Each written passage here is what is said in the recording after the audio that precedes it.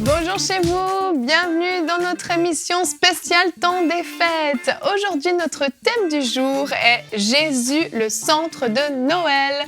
Et aujourd'hui, c'est Frank qui va nous apporter la pensée du jour. Et ensuite, dans la rubrique Actu, Anne nous parlera des origines de Noël. Voilà, vous connaissez le programme, je vais retrouver les chroniqueurs.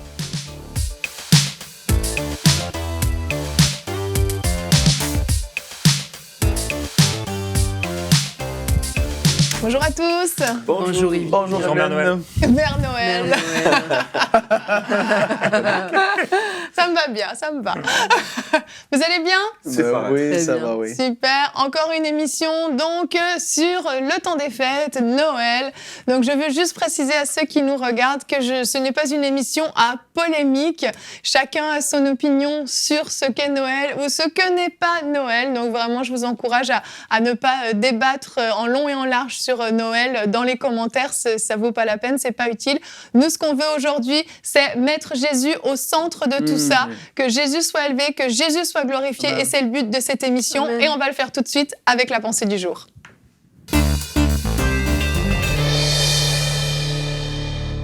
Frank, le titre de ta pensée, Jésus, le puissant sauveur du monde. Oui, il est un puissant sauveur et on l'a tout expérimenté, je crois, ici sur le plateau. Oui. Il est un puissant sauveur et il sauve encore, il guérit encore, il est toujours à l'œuvre aujourd'hui. Puis, beaucoup de personnes, en fait, même, ils n'ont même pas compris qui est Jésus. Moi, j'ai parlé avec des personnes et en leur posant la question, mais c'est qui Jésus? Et tu as des gens qui vont répondre, ben, c'est un prophète. Il y en a d'autres qui vont dire, une dame qui m'a dit, ben, il était un guérisseur. Voyons, c'était un guérisseur. J'ai dit, oui, il guérissait, mais pas juste ça. Et puis là, on peut développer. Jésus, c'était pas seulement un prophète ou quelqu'un qui guérissait. Jésus, c'est Dieu qui s'est fait chair, qui est descendu parmi nous. On peut même le voir annoncé dans l'Ancien Testament, dans Ésaïe, chapitre 7 et le verset 14. « C'est pourquoi le Seigneur lui-même vous donnera un signe. Voici la Vierge concevra et elle enfantera un fils et elle appellera son nom Emmanuel. » Et Ésaïe 9, verset 6. « Car un enfant nous est né, un fils nous est donné et la domination reposera sur son épaule. On l'appellera admirable, conseiller, Dieu puissant, Père éternel, Prince de la paix. » Et c'est vraiment c'est ce que Jésus est venu faire. Il est venu ici sur terre, il avait un but, une mission. Et puis aujourd'hui, on parle de lui comme étant le puissant sauveur parce que sa mission, c'était quoi? De venir sauver le monde, l'humanité entière du péché et des conséquences qui est à venir et du jugement qui est à venir pour ceux qui étaient sous le péché comme ça. Il est venu nous pardonner en mourant sur la croix. C'était le but ultime de Jésus, c'était cela. Et il faut vraiment le comprendre, le saisir. Et même que la Bible elle nous dit qu'il a vécu ici sur terre volontairement. Comme nous, il était 100% Dieu, mais 100% homme. Il a choisi de vivre ici sur terre 100% humain. Et ça nous dit même dans Hébreux 4, verset 15, « Car nous n'avons pas un souverain sacrificateur qui ne puisse compatir à nos faiblesses. Au contraire, il a été tenté comme nous en toutes choses. Mais lui, la différence, sans commettre de péché. » Et c'est incroyable. Il a vécu sa vie ici sur terre parfaitement parce qu'il avait un but, c'était de pouvoir nous réconcilier avec Dieu.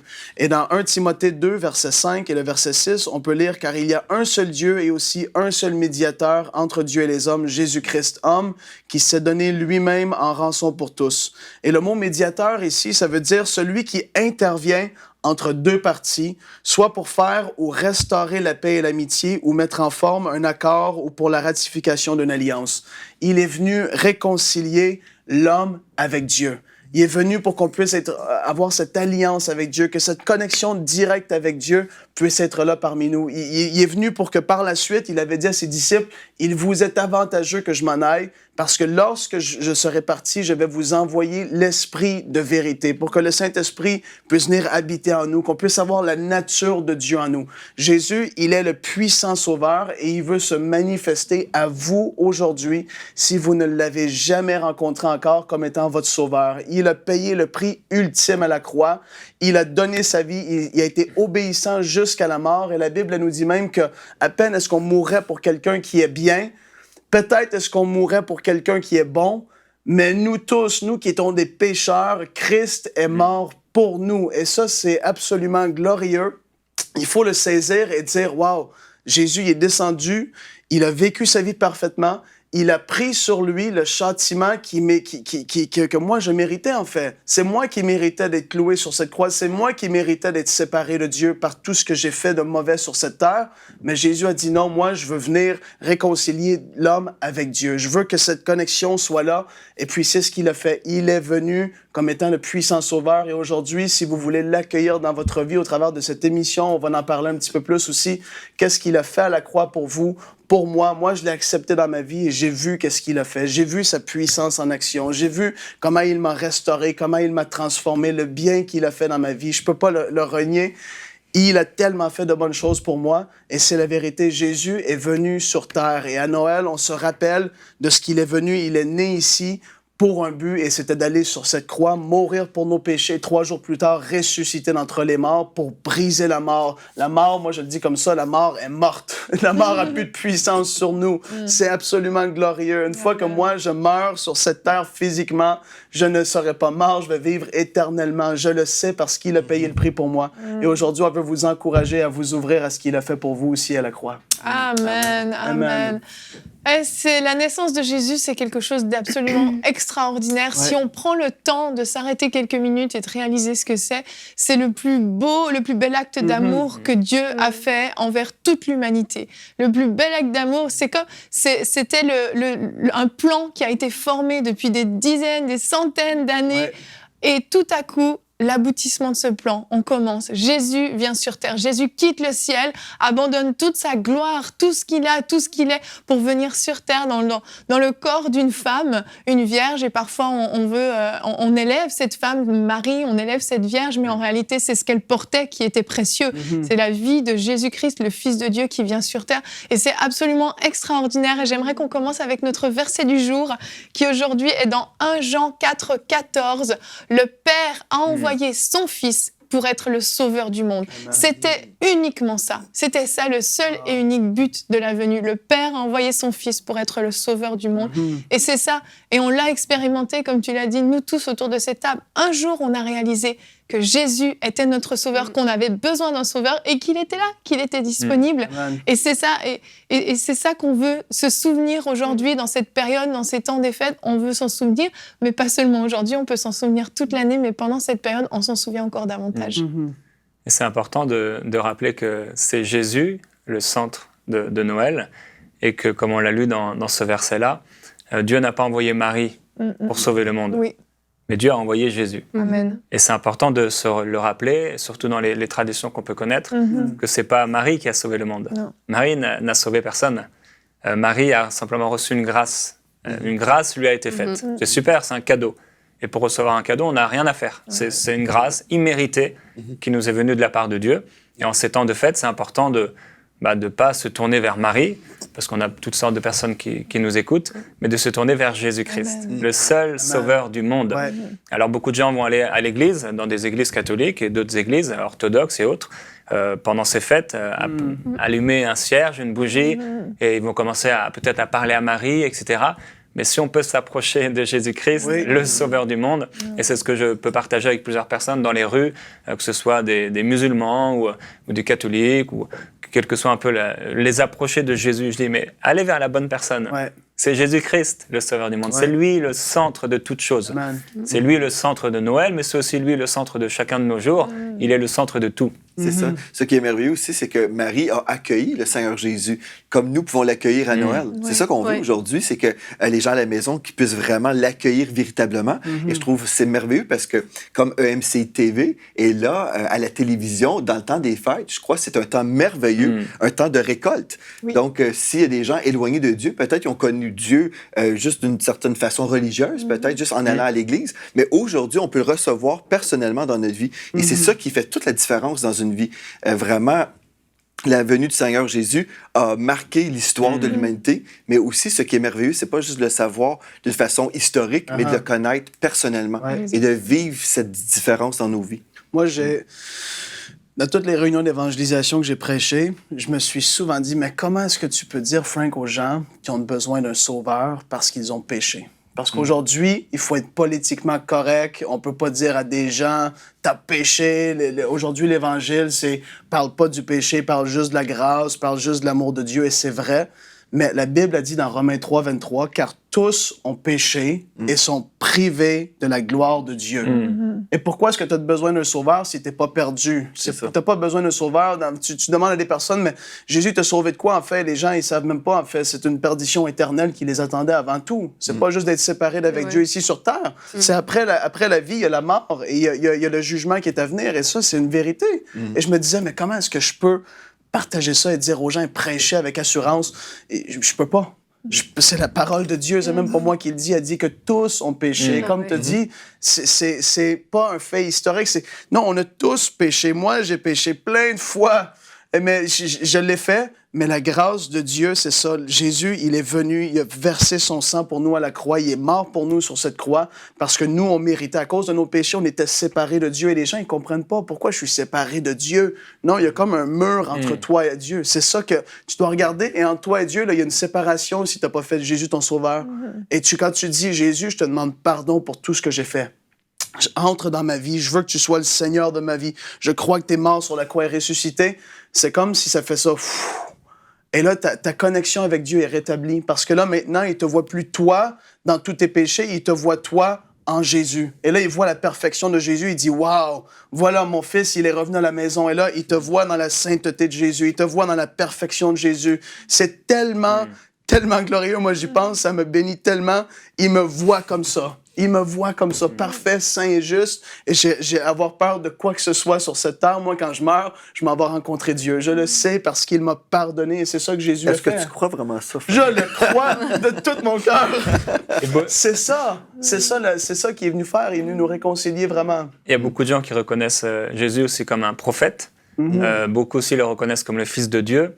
Et j'ai eu l'occasion de partager avec pas mal de personnes qui me disent, mais quand je leur posais la question, mais croyez-vous en Jésus? Ils me disaient, oui, je crois en Jésus, oui, je peux prier, etc. Mais on voit qu'à un moment, il y a toute une foule qui suivait Jésus et il s'est retourné parce qu'en fait, il voyait que des gens le suivent, mais ces gens ne le suivaient pas vraiment. Il leur a dit, mais si quelqu'un veut me suivre, qu'il renonce à sa vie, qu'il se charge de sa croix, ça veut dire accomplir la volonté de Dieu pour nous, et ensuite qu'il me suive.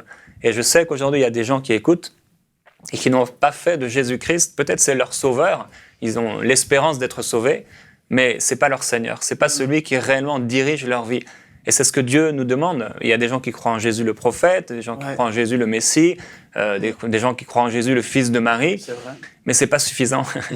Il faut non seulement le croire, mais il faut lui donner notre vie. Il faut renoncer à notre vie, il faut être prêt à dire à Dieu, c'est plus ma volonté, je veux plus vivre pour moi-même.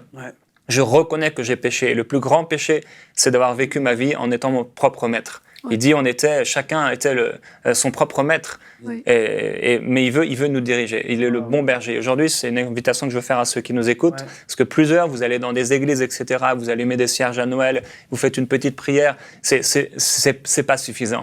Ce qui est suffisant pour Dieu, c'est de vous offrir entièrement à lui. C'est-à-dire, quel que soit qui vous êtes, ce que vous avez fait, etc., dans votre vie, demandez-lui pardon pour vos péchés. Accueillez-le dans votre vie. Pas seulement, oui, mais j'ai déjà demandé pardon. Il y a des gens qui me disent, je demande pardon tous les jours à Dieu. C'est pas ça. Il faut demander de tout son cœur, vraiment se repentir et faire demi-tour à la vie passée. Ça veut dire qu'il y a des choses qu'on fera plus. Il y a des choses qu'on ne veut plus. On ne veut plus accomplir notre propre volonté. Et on commence à prier, Seigneur, c'est quoi ta volonté pour ma vie? Qu'est-ce que tu veux de moi? Amen. Certains d'entre vous nous écoutez et vous avez l'impression que c'est la première fois que vous entendez ce qu'on est en train de dire. En dedans de vous, vous sentez ça a mis le doigt sur quelque chose. Vous savez que ce qui est dit en ce moment même, c'est la vérité, comme si vos yeux s'ouvraient pour la première fois de votre vie. Et ça, c'est ce qui s'appelle une révélation. Vous êtes en train de saisir ce que Jésus a accompli pour vous, que Jésus est votre Seigneur et votre Sauveur. Et je vous encourage vraiment de tout mon cœur à vous approcher de Dieu, à pouvoir lui dire « Seigneur, je te donne toute ma vie. Je reconnais que j'ai marché loin de toi pendant toutes ces années de ma vie. Je reconnais que j'étais dans l'erreur pendant toutes ces années. Aujourd'hui, je vois qui tu es. Aujourd'hui, je saisis que tu es le Sauveur du monde et que tu es venu pour me sauver, moi, pour pardonner mes péchés. Alors Seigneur, je veux vraiment t'offrir ma vie. Je veux que tu puisses prendre le contrôle de toute ma vie, que tu diriges toute ma vie. À partir d'aujourd'hui, ma vie t'appartient. Et je crois vraiment que si vous faites cette prière de tout votre cœur, votre vie va changer radicalement. Aujourd'hui, c'est le jour de votre salut. Aujourd'hui, vous allez expérimenter quelque chose que vous n'avez jamais connu, qu'aucune chose de ce monde ne peut vous apporter, que seul Jésus peut vous apporter. Nous l'avons expérimenté, nous savons ce que c'est. Et aujourd'hui, je sais que dans vos cœurs, vous savez que c'est la vérité. Vous avez découvert la vérité aujourd'hui. Vous pouvez marquer ce jour dans votre calendrier, le jour où vous avez su la vérité. Vous avez su que Jésus-Christ n'était pas juste un petit bébé dans une crèche, très mignon, mais vous avez su que Jésus était le sauveur de votre vie. Et je rends gloire à Dieu pour ça. Alléluia. Merci. Ce qui est merveilleux aussi, c'est qu'on peut entrer dans un repos spirituel après. Parce que Jésus n'est pas simplement un chemin ou un sauveur parmi plusieurs, mais il est le seul sauveur. Jésus a dit, je suis le chemin, la vérité et la vie. Nul ne vient au Père que par moi. Et une fois, je parlais avec un musulman et je lui ai dit, est-ce que vous croyez que Jésus est un prophète? Certainement. Et puis, je lui ai demandé, est-ce que vous croyez que Jésus a dit la vérité en tant que prophète de Dieu? Oui. Donc, j'ai dit, Jésus a dit, je suis le chemin, la vérité et la vie. Nul ne vient au Père que par moi. Est-ce que vous croyez que c'est vrai? Non, pas exactement. Donc, en fait, il faut faire attention qui on va croire. Moi, j'ai choisi de croire Jésus. Jésus a témoigné sur lui-même. Et puis, je sais, si nous plaçons notre confiance en lui, si nous sommes pardonnés de tous nos péchés, c'est alors qu'on rentre dans ce repos céleste-là, aujourd'hui même. On est dans le repos et puis on est comblé à l'intérieur. Et puis, c'est le plus beau cadeau de Noël qu'on peut recevoir, celui Parce qu'en réalité, il est vivant. Il n'est pas, comme tu l'as dit, ce petit bébé dans la crèche. Il est plus sur la croix. Il n'est pas sur une petite carte postale qu'on envoie à Noël. Il est vivant, il est ressuscité. Et de ce péché dans lequel on était auparavant, il nous a libérés, il nous a pardonnés. Et cette gloire, il dit, ils ne pourront pas voir ma gloire à cause de leur péché. Mais ça veut dire que une fois qu'on est pardonné, on peut expérimenter la gloire de Dieu, la présence de Dieu. Et je me rappelle un jour, dans les temps de Noël, j'étais chez mes parents, donc j'étais déjà marié. Et il y avait on était tous dans la fête, etc. Mais je suis descendu rapidement à ma voiture. Il commençait à faire nuit. Et dans ma voiture, j'étais là dans la gloire et la présence de Dieu, à prier de tout mon cœur. Parce que j'ai connu Jésus-Christ. Il m'a transformé, il m'a rendu la vie et il m'a donné ce repos spirituel. Et ce repos, il est pour vous. Il est pour vous qui écoutez ce repos spirituel et cette paix, elle est pour vous. Amen. Amen, amen. Recevez à la maison, recevez vraiment tout ce qui a été dit jusqu'à présent. Et nous allons continuer, nous allons découvrir les origines de Noël, comment tout ça a commencé dans la rubrique Actu. Anne, après toutes ces belles envolées, la transition n'est pas facile. La transition est difficile. J'ai l'impression d'être comme un Boeing qui d'un seul coup, boum. Et oui, Jésus n'est pas resté un bébé dans la crèche. Et le Jésus que nous prêchons, c'est le Jésus qui a donné sa vie pour nous, qui a enseigné les foules, qui a guéri les malades, qui a témoigné de la grandeur de Dieu et qui est mort et ressuscité pour nous.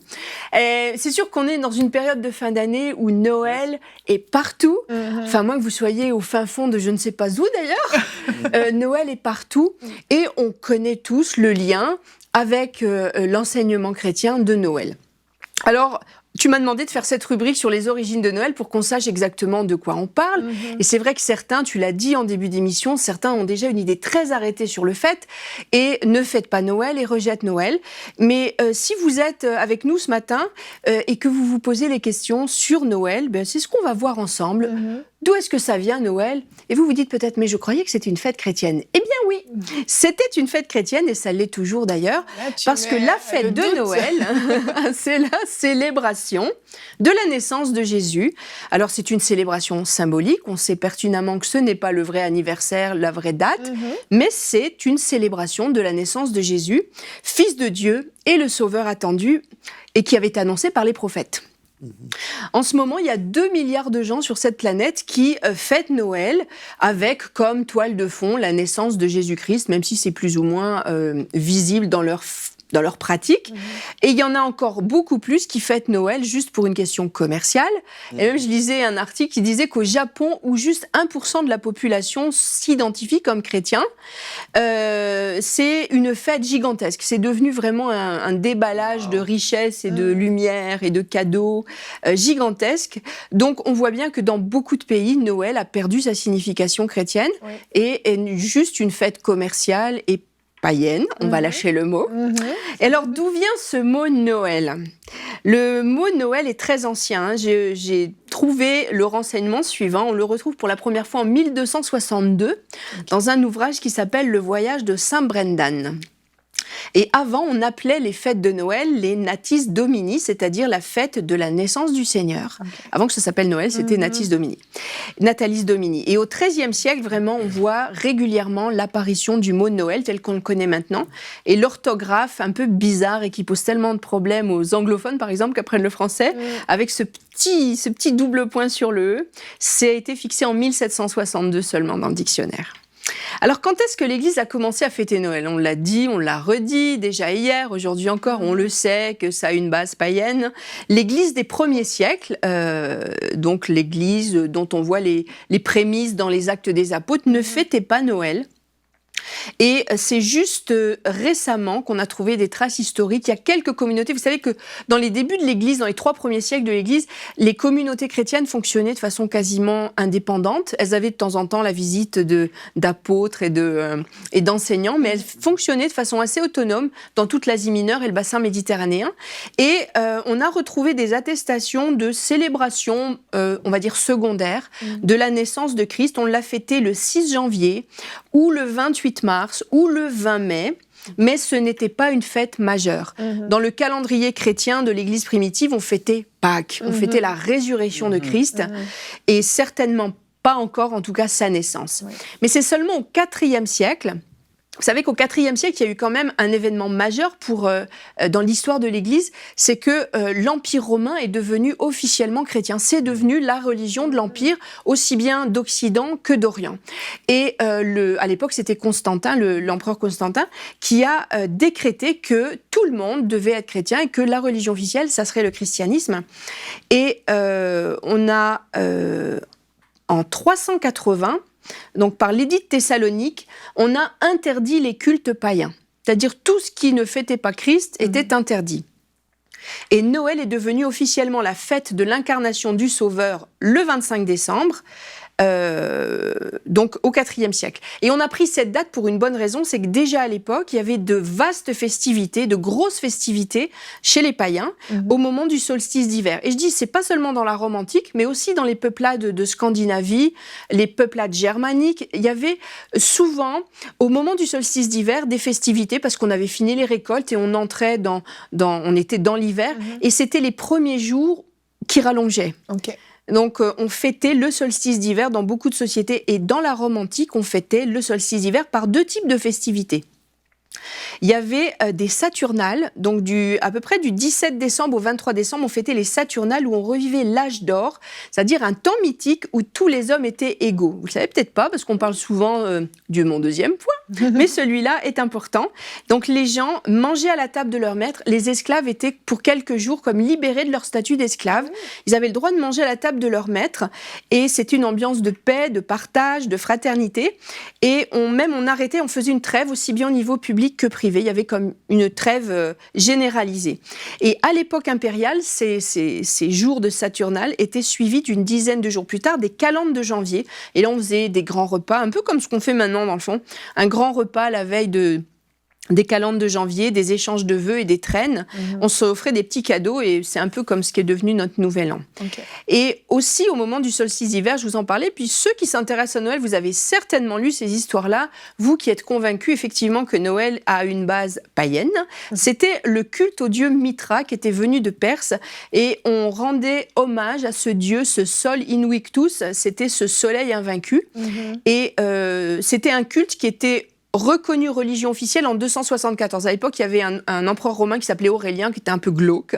Et sa mère, d'ailleurs, la petite histoire dit que sa mère aurait été une prêtresse du dieu soleil. Okay. Enfin, du soleil. Et lui, il avait rendu ce culte au Sol Invictus obligatoire en 274. Donc là, on est à peine 60 ans avant Constantin. Et... donc, on a repris cette date du 25 décembre. Donc, cette fête-là, cette fête du Sol Invictus était le 25 décembre, à cette date précise.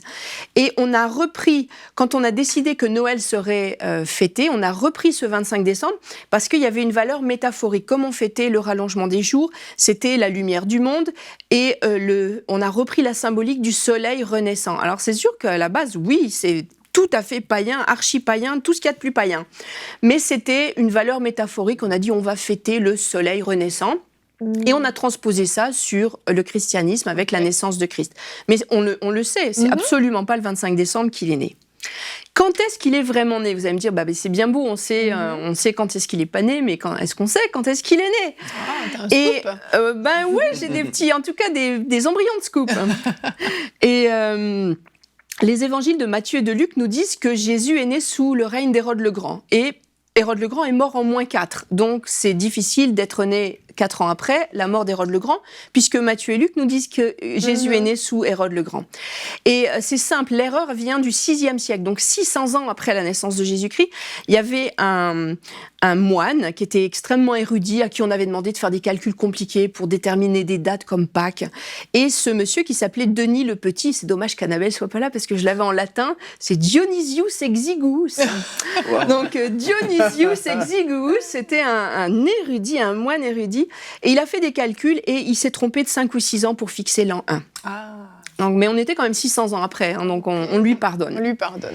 Mais ce qui est intéressant, parce qu'on est quand même en 2017 et on a maintenant des recherches scientifiques de pointe en matière d'astrophysique, et il y a des récentes attestations d'une supernova. Alors, une supernova, c'est une explosion cosmique très lumineuse qui a été visible de la Terre, et c'est évident, c'est en l'an 7 avant Jésus-Christ. Et là, c'est l'astrophysicien c'est dur à dire. L'astrophysicien Michel Marcelin, qui est chercheur au CNRS, qui dit ceci: une conjonction particulière s'est produite dans le ciel 7 ans avant la naissance supposée du Christ. Jupiter et Saturne se sont rapprochés 3 fois de suite dans l'année, en juin, en septembre et en décembre. Et il y a eu dans le ciel un balai spectaculaire qui n'a pas pu passer inaperçu. Et il ajoute ceci, cette conjonction aurait très bien pu pousser les grands prêtres de Perse, qu'on appelle les mages dans la Bible, férus d'astronomie, à se rendre en Palestine pour en avoir le cœur net. Et quelques mois plus tard, il y a un nouveau phénomène extraordinaire qui s'est produit plein ouest par rapport à la Perse d'où venaient les mages. C'est le 20 février de l'an 6 avant Jésus-Christ. La Lune et Mars rejoignent Jupiter et Saturne au soleil couchant. Et ça a fait un paquet d'astres lumineux qui a fait une immense lumière orangée dans le ciel. Wow. Et les astrophysiciens pensent vraiment que ça pourrait être... C'est tellement exceptionnel comme phénomène, ça se produit quasiment jamais. Enfin, je pense que c'est la seule fois de l'histoire de l'humanité où ça s'est produit. Et ça a été tellement notable que, vraisemblablement, c'est la fameuse lumière dont on parle dans la Bible. Et tout semble concorder. Donc, en l'an 6 avant Jésus-Christ, le roi Hérode n'était pas encore mort. Il est mort 2 ans plus tard. Donc, c'est très possible que Jésus soit né à ce moment-là. Et l'Église, maintenant, reconnaît qu'il y a eu une erreur dans la datation. Mais tout le monde reconnaît qu'il y a eu une erreur. On le sait très bien que Jésus n'est pas né en 0. Et puis, personne, maintenant, va s'aventurer à s'accrocher au 25 décembre de l'an 1. Donc, moi, j'ai fait 2 petites hypothèses. Bon, au revoir, merci. Il n'y a plus de Noël. Merci d'être venu. Donc, moi, j'ai deux hypothèses. Alors, c'est vraisemblable que Jésus soit né fin mai de l'an -7. OK. Et que les mages, qui ont mis quand même un bout de temps à arriver, soient arrivés en février de l'an 6. Et là, toutes ces manifestations dans le ciel qui sont attestées par la physique actuelle justifieraient, en tout cas expliqueraient qu'ils étaient guidés par une lumière. Parce que plein ouest de la Perse, ils étaient guidés vraiment vers la bonne direction avec ces 4 événements majeurs que je vous ai cités tout à l'heure. Et moi, ce qui me semble encore plus probable, vous allez dire que je coupe un peu les cheveux en 4, mais entre le premier moment où il y a eu une lumière extrêmement visible et forte dans le ciel, cette supernova, et la 3e occurrence là, de la conjonction Lune, Mars, Saturne et Jupiter, il s'est écoulé 9 mois. Et je me suis dit, 9 mois, c'est le temps pour faire un bébé. Et j'ose imaginer, je réfléchissais à ça ce matin en buvant ma tasse de thé, que peut-être que la première lumière dans le ciel est apparue au moment de la conception de Jésus, que les mages ont eu le temps de se rendre et qu'au moment de la naissance de Jésus, ils étaient arrivés. C'est fort probable. Parce que pour moi, 9 mois, en tant que maman, ça m'allume des lumières. Oui, ça tient la route. Ça tient la route. On ne le saura jamais. Mais peut-être aussi, Dieu va nous dire. Oui, peut-être. Peut-être. Mais en tout cas, c'est sûr qu'on est complètement dans la symbolique. Noël, c'est une fête symbolique. Oui, il y avait des racines païennes. On a repris le symbole. Et c'est sûr qu'il y en a certains qui sont perturbés avec ça. Ne serait-ce qu'au XVIIe siècle, vous savez qu'il y a eu tout un mouvement de puritanisme qui avait trouvé ses racines dans les enseignements de Calvin, entre autres, qui était très, j'allais dire qu'ils avaient une rectitude dans leurs pratiques religieuses. Et en 1644, en Angleterre, les puritains ont fait interdire par le Parlement toutes les festivités de Noël. Et c'est pareil, en Nouvelle-Angleterre, 15 ans plus tard, les mêmes puritains ont fait interdire par le Parlement de Boston, du Massachusetts, ils ont fait interdire toutes les festivités de Noël. Et vous pouviez même avoir des amendes. Je sais qu'en Angleterre, si vous étiez pris à fêter Noël, vous aviez 5 shillings d'amende. Et pendant ces 22 ans à Boston, je sais qu'il y avait en tout cas, il y a des employeurs qui faisaient exprès de demander à leurs employés d'être là à 5h du matin le jour de Noël pour être sûr qu'ils n'aient pas le temps de se rendre dans un culte religieux pour fêter la naissance de Jésus. Tellement ils étaient acharnés à vouloir eux-mêmes respecter ça et faire respecter aux autres. Donc c'était vraiment l'obsession de 1659 à 1681. L'obsession générale dans le Massachusetts, c'était que personne ne puisse fêter Noël. Et à l'époque victorienne, donc là on est au 19e siècle, la donne a un petit peu changé. Là, je vous ai parlé des puritains, mais récemment, on a parlé des luthériens, de Luther, de la Réforme, et c'est vrai qu'il y a eu plusieurs courants dans la Réforme, et les luthériens, eux, par contre, ils n'avaient pas de problème avec Noël. Et même Luther fêtait Noël, et il y a des représentations de Luther avec... on voit clairement que c'est des festivités de Noël. Et les luthériens n'ont jamais eu de problème avec Noël. Tandis que toute la branche francophone qui vient de Calvin, et aussi les Anglais puritains, eux, par contre, ont vraiment mis un halte là avec les fêtes de Noël. Il faut dire aussi, à leur décharge, que les fêtes de Noël à l'époque ne se présentaient pas du tout comme maintenant. C'est-à-dire qu'au XVIIIe siècle, quand on fêtait Noël, c'était la débandade absolue. C'est-à-dire qu'il y avait beaucoup d'ivrogneries, beaucoup d'excès, d'orgies, de débauches. C'était pas du tout la fête gentille avec les lumières qui clignotent et les petits cadeaux. C'était la débauche, c'est ça. Parce que on dit les puritains, voilà. Mais les puritains l'ont fait parce que il y avait un contexte historique qui faisait que, un contexte de société qui faisait que Noël, c'était tout est permis, on y va, et c'était la débauche absolue. Donc quand ils ont fait interdire les festivités de Noël, c'était dans le but vraiment de ramener la société à quelque chose de plus équilibré. Mais en Allemagne, les luthériens continuaient à fêter Noël. Et à l'époque victorienne, vous savez que la reine Victoria était d'origine allemande et mariée avec un prince allemand. Et le prince Albert, avec qui elle s'est mariée, a ramené les traditions de Noël héritées des luthériens allemands. Et donc c'est lui qui a remis au goût du jour vraiment les festivités de Noël. Et à la même époque en France, il y avait aussi, je crois, la belle-fille de Louis-Philippe, qui était Hélène de Mecklembourg, qui était allemande, qui a ramené à la cour de France aussi des festivités de Noël. Et donc, au moment du 19e siècle, les festivités de Noël sont revenues en force. Et aux États-Unis, entre autres, ça a été une époque où toute la population s'est remise à fêter Noël. Il y a eu aussi beaucoup des vagues d'immigration d'Allemands vers les États-Unis. Et Noël a pris la place qu'on lui connaît maintenant, c'est-à-dire un Noël très festif, de réunions de famille, avec tout ce qu'on sait de décoration, de cadeaux, etc. Donc c'est sûr qu'aujourd'hui, on a une sécularisation de Noël, et ça, c'est nécessaire de le noter. Et il y a vraiment une volonté généralisée d'effacer les signes de chrétienté, de toute la chrétienté, et on en parlera la semaine prochaine, justement de cette mode actuelle de vouloir absolument gommer toutes les manifestations externes, tous les signes de chrétienté, dont Noël. Oui. C'est là qu'on interdit les sapins, les crèches. On dit même plus joyeux Noël, mais joyeuse fête de fin d'année. Et je lisais quelque chose, ça m'a un petit peu fait sourire jaune, on va dire. En Allemagne, à Kreuzberg, on n'appelle plus le marché de Noël, mais on l'appelle festival d'hiver, parce que c'est Noël, ça fait trop chrétien. Et depuis 2012, à Bruxelles, le marché de Noël s'appelle le plaisir d'hiver. Donc on fait vraiment des contorsions compliquées pour éviter de donner une connotation chrétienne aux festivités de fin d'année. Alors nous, en tant que chrétiens, qu'est-ce qu'on fait ? Chacun est libre de son jugement. Et le principe, c'est que tout ce qu'on fait, on doit le faire pour l'honneur de Dieu et avec une bonne conscience. Si notre conscience est reprise de fêter Noël et qu'on a l'impression, sincèrement, de déshonorer Dieu en fêtant une fête païenne, ben ne le faites pas. Si, au contraire, vous en profitez, comme disait Franck hier, pour témoigner de Christ et vraiment ramener Christ au centre, je crois personnellement que c'est une occasion idéale pour témoigner aux voisins, pour témoigner à la famille inconvertie. Et vis-à-vis de l'extérieur, on est chrétien, on dit qu'on est chrétien, on aime Jésus, et tu fêtes pas Noël, il y a une incohérence. Je ne suis pas sûre que ce soit un bon témoignage. En tout cas, ça c'est mon opinion personnelle. Maintenant, vous êtes tout à fait libre d'avoir la vôtre. Je comprends les arguments, je comprends tout à fait. Et bon, l'apôtre Paul en parle pour les viandes sacrifiées aux idoles. Si c'est une pierre d'achoppement, ne le faites pas. Si c'est une pierre d'achoppement pour votre entourage, ne le faites pas. Mais si vous vous sentez libre de le faire, faites-le. Mais je pense que Pasteur Joël Spinks va nous en parler plus précisément demain. En tant que chrétien, qu'est-ce qu'on doit faire ? Pasteur, j'ai une question, je répondrai à la question. En tout cas, c'est sûr que, j'allais dire, la donne est en train de changer en ce moment, puisque justement, la société civile fait tout pour effacer. Est-ce qu'on ne doit pas tenir notre bout ? En tout cas, je vous laisse le juge. Mais c'est comme tu as dit, Anne, si j'ai bien suivi. Ça a commencé, si on peut dire, païen, transformé chrétien. Oui. Redevenu païen dans le 16e, 17e siècle. Oui. C'est pour ça que les puritains ont voulu. Redevenu chrétien. Et là, c'est après redevenir encore. Ou en tout cas, c'est comme il y a...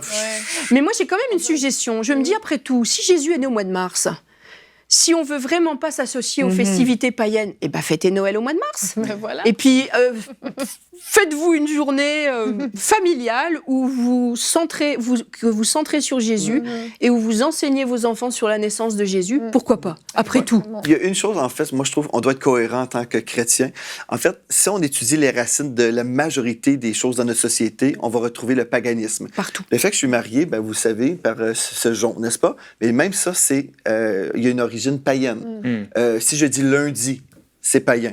Parce que lundi, bon, la racine, c'est à cause de la lune. Et puis finalement, on va retrouver le paganisme partout. Qu'est-ce qu'on va faire? S'isoler ou se supprimer de la société? Moi, je crois... Voici le jour que Dieu a créé, qu'il soit pour nous un sujet de joie. Moi, je fête Noël tous les jours. Depuis la naissance de Jésus, ça doit être fêté, parce que ça a été fait en grand quand il est né. Il y a eu toutes sortes de choses qui se sont passées. On peut In excelsis Deo, tu disais hier. Ils ont chanté, j'aurais voulu voir ça. C'est quelque chose de grand et de puissant, vraiment. En tout cas, quand on fête Noël, nous, on chante beaucoup de cantiques de Noël et on chante In excelsis Deo, parce que oui, c'est un sujet de joie. Pour nous, la naissance de Jésus, oui, c'est pas le bébé Jésus qui nous a sauvés, mais enfin, s'il n'avait pas été bébé, on l'aurait pas eu. C'est ça. Donc, merci Seigneur pour la naissance de Jésus, parce que c'est un sauveur qui nous est né. Amen. Amen. Gloire à Dieu, merci Anne, on a appris plein de choses.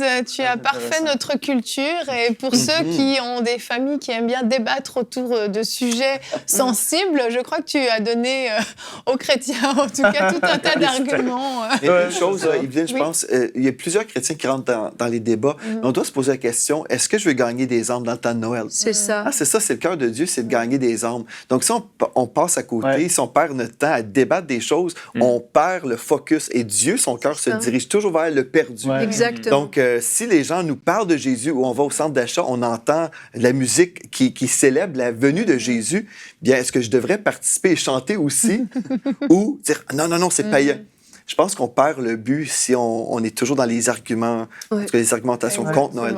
On se perd, comme dit l'apôtre Paul, dans des discussions inutiles. Voilà, tout à fait. Évitons les sujets qui divisent et qui fâchent. Donc, si on est avec des personnes qui ne sont pas du même opinion que nous, laissez faire. Voilà, ce n'est pas grave, c'est pas important.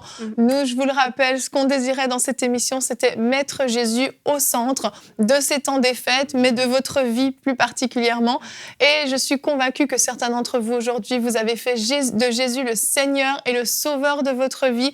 Et je veux vraiment vous féliciter et vous dire que votre vie va être totalement différente à partir d'aujourd'hui. Je vous encourage à nous écrire à l'adresse témoignage@enseigne-moi.com. Racontez-nous ce que vous avez vécu en écoutant cette émission. C'est vraiment important de pouvoir témoigner de ce que Jésus a fait dans votre vie et je vous encourage, si vous n'avez pas encore d'église locale, à rejoindre une église pour pouvoir être enseigné, pour pouvoir grandir, parce qu'aujourd'hui, c'est le jour de votre nouvelle naissance et vous allez grandir, vous allez croître dans le Seigneur.